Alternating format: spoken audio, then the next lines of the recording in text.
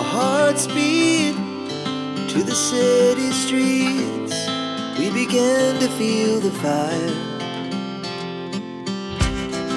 We rise like tall buildings as the chemicals, they take us higher. The night's young, it has just begun as she puts her hand in mine. We wanna chase the night, wanna dance to the light, pull the stars from the sky, just two hearts running wild. Never sleep, never stop. So ayan friends, ang natapos natin kahapon. So we are going to make a line here and to plant more melon amargo. So we have to clean this side too. And then going there.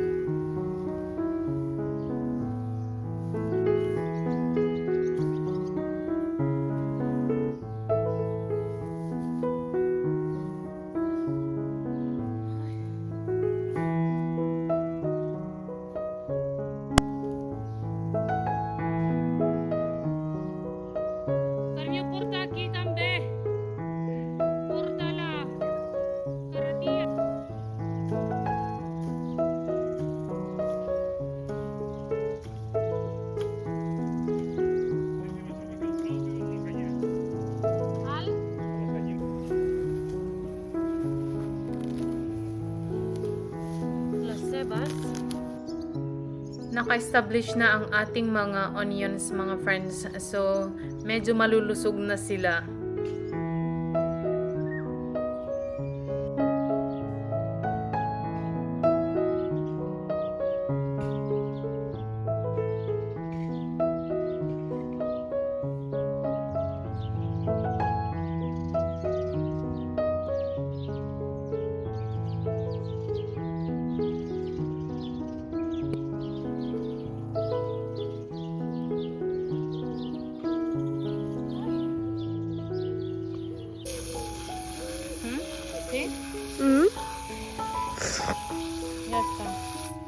Hello friends! Mag-harvest tayo ng lettuce for lunch. Alright friends, so nandito na ako sa ating mini garden. So mag-harvest tayo ng lettuces.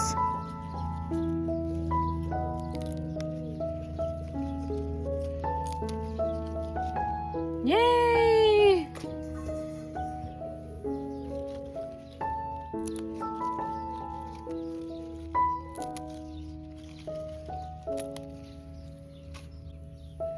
So hubby and I are going to eat this for lunch. I'm so happy friends kasi nakaka-harvest na tayo ng ating lettuce.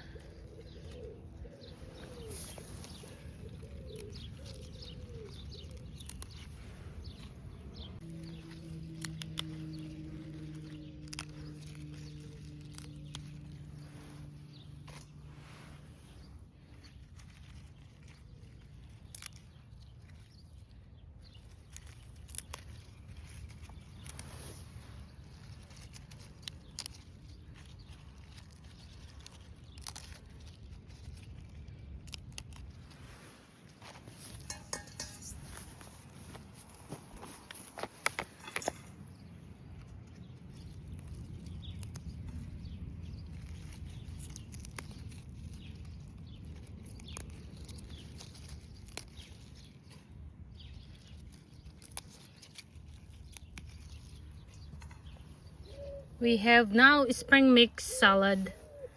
So, eto na friend ang ating na-harvest. So, let's go wash and then prepare it. Oh! Molbe. Aha.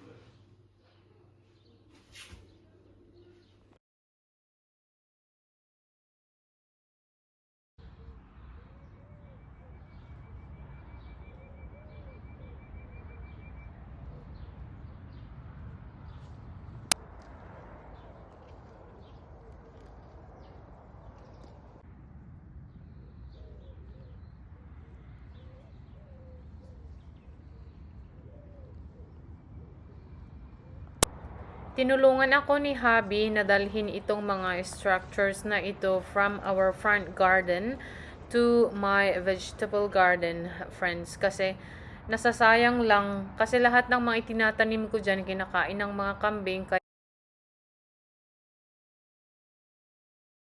Hello friends! Good noon! 12 something na guys ng midday. So I just finished, not totally finished, but I have to stop because very hot and my face is so red as you can see because it is really hot now. And I want to give you an update because today is my third day working and cleaning this right side of our garden, and I want to give you an update.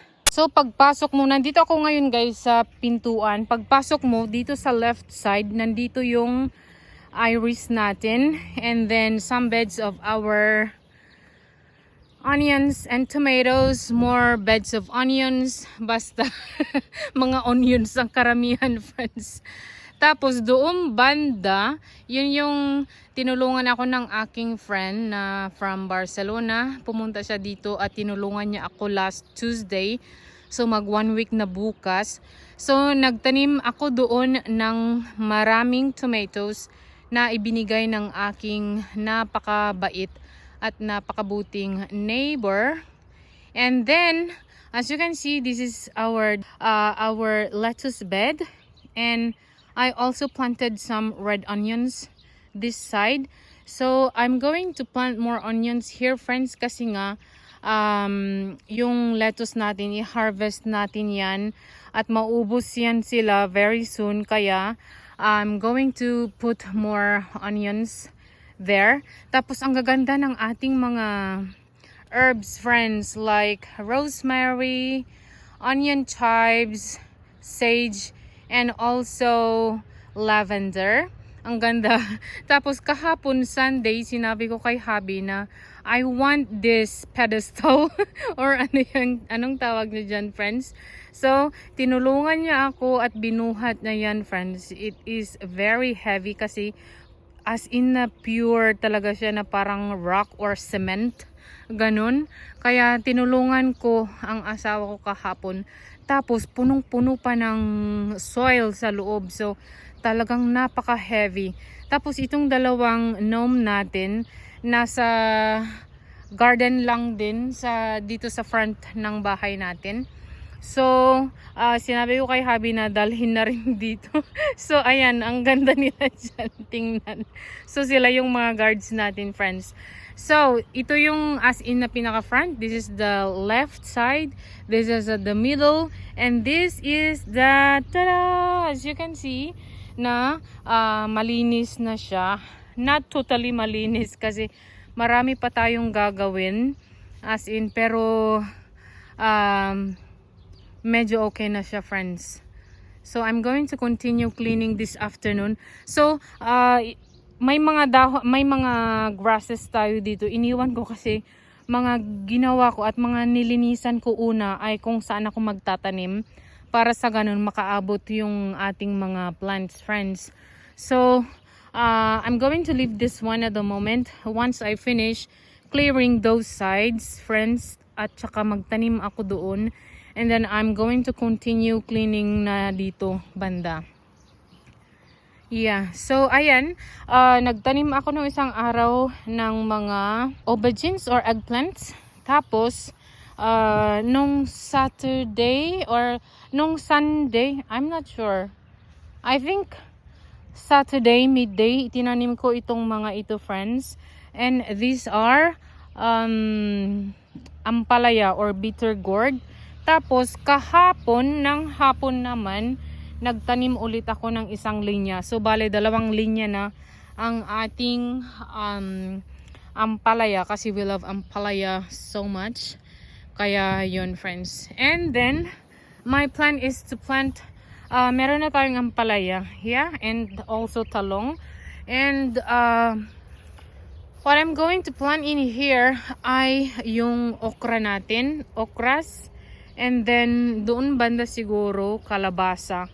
Kasi nga para hindi natin maapak-apakan yung mga kalabasa. Kasi nga as in nag-scattered yun. So I'm going to plant sweet potatoes and ampalaya that side friends.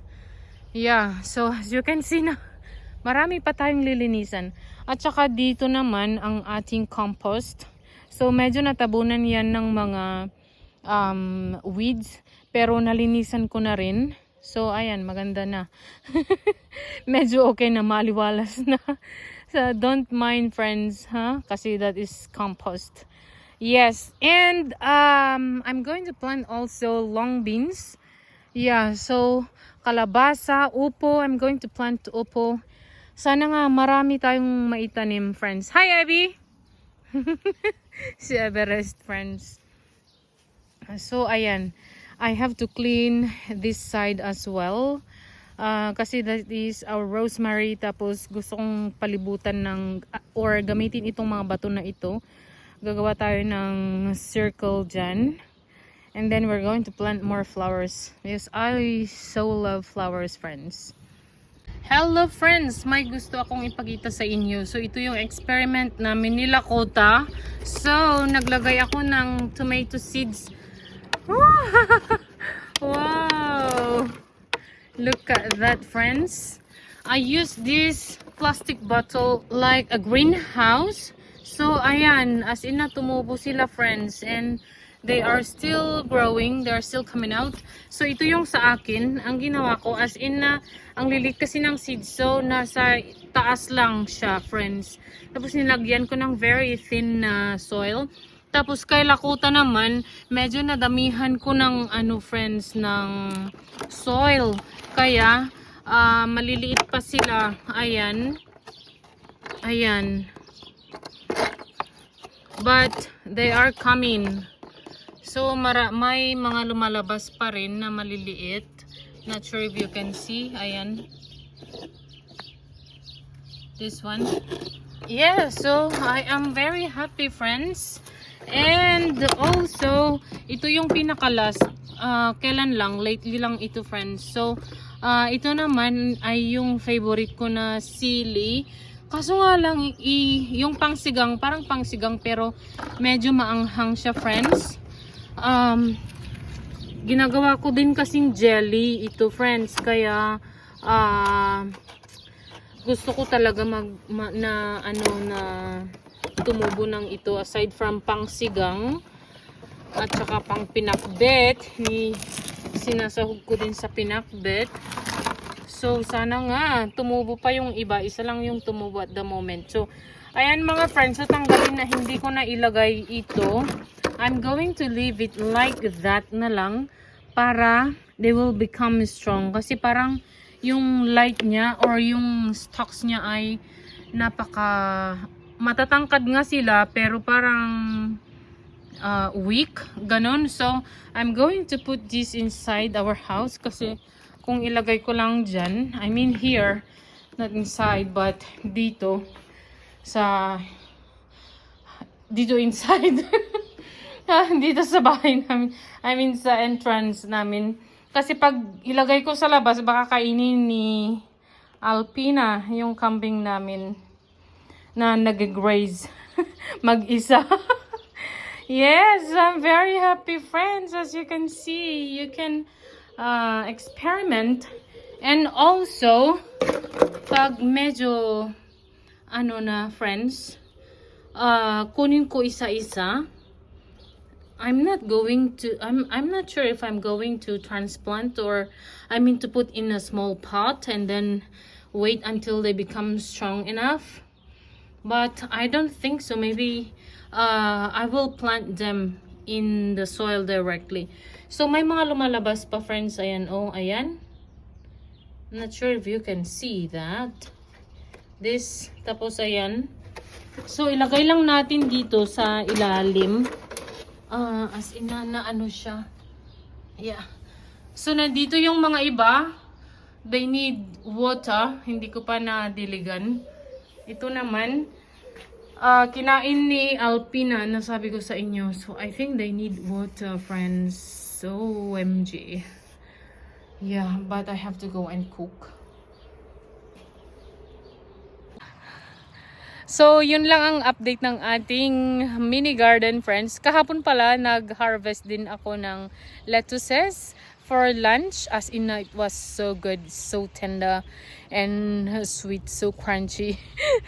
So, ayun, friends. Sana madami tayong maitanim this week.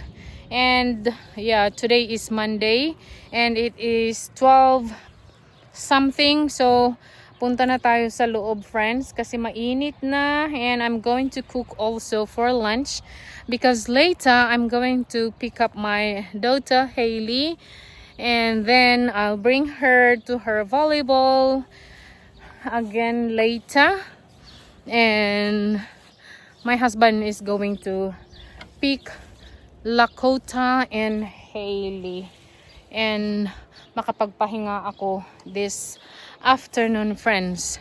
So wala pa tayong friends, pintuan, hindi pa namin nagagawa. So this one, yung parang table kasi yan, hindi pa namin nagagawa, friends. May materials na ako, but I don't know how I'm going to make it. That's why I think I need time. And because I really want to plant many things as well, so I am clearing, cleaning, taking out the grass so I can plant more things, friends. So yun lang. Thank you so much for watching. Please like this video, subscribe if you haven't yet, and I see you again very soon. Bye.